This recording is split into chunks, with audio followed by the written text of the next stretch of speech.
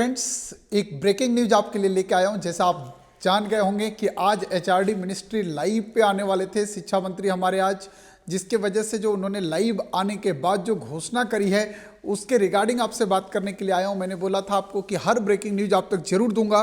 तो आपके शिक्षा मंत्री रमेश पोखरियाल निशंक ने 10वीं और 12वीं के डेट को लेकर बहुत बड़ा अपडेट कर दिया है। उन्होंने साफ साफ बोल दिया है कि फरवरी तक एग्जाम नहीं लिया जाएगा।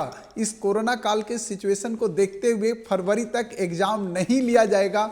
इसका मतलब एक बड़ा रिलैक्सेशन आप लोग को मिला हुआ है। जो स्टूडेंट्स अब तक तैयारी बिल्कुल नहीं किए थे वो भी चाहें तो एकदम तैयार हो सकते हैं और तैयारी करके अपनी पूरी योजनाओं को अलग तरीके से ला सकते हैं। अगर वो कुछ नहीं पढ़े होंगे तब भी अब पढ़ने का उनको बेहतरीन मौका मिलेगा।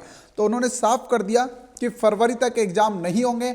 मतलब एग्जाम के शुरुआत होने के चांसेस आप मान के चलिए कि 15 मार्च से पहले पहले एग्जाम की शुरुआत होने की संभावना नहीं है, क्योंकि अगर फरवरी तक एग्जाम नहीं होगा तो प्रैक्टिकल की डेट शीट वगैरह आएगी, आगे के शेड्यूल आएंगे और वो भी शेड्यूल कोरोना की स्थिति को देखने के बाद जारी किया जाएगा।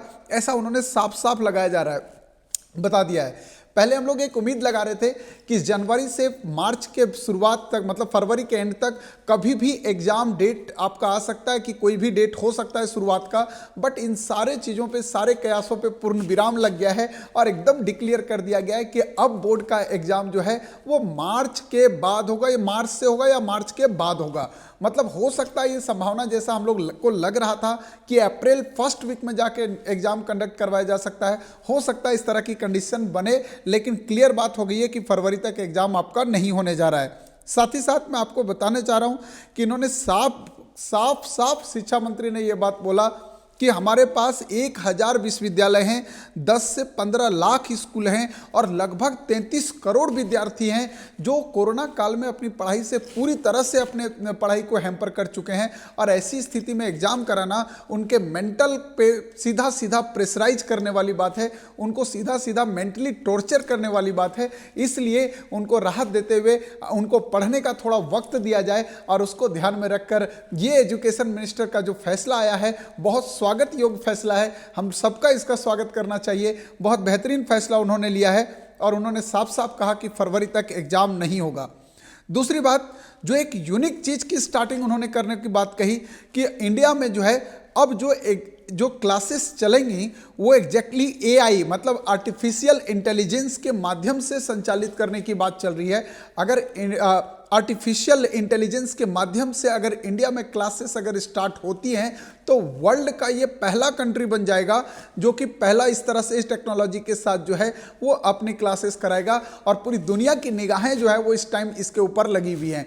तो मैं आपको बता दूं कि अब आप लोग निश्चिंत रहिए और आराम से पढ़िए, सब कुछ व्यवस्थित करके पढ़िए। अब आपके पास टोटल मिनिमम से मिनिमम मान के चलिए आप कि कम से कम 75 डेज प्लस डे आपके पास होगा और उस 75 डेज के हिसाब से आप अपनी स्टडी की प्लानिंग करो और लग जाओ अभी से यार जबरदस्त तरीके से, क्योंकि इस बार रुकना नहीं है आपके पास। एक तो सिलेबस 30% रिड्यूस किया गया है, ऊपर से आपको टाइम दिया गया है, तो इस टाइम को आपको अपॉर्चुनिटी में कन्वर्ट करना है। इसलिए अब आपको एकदम बेहतरीन तरीके से लग जाना है और लग के आपको एक एक चैप्टर तैयार करते जाना है।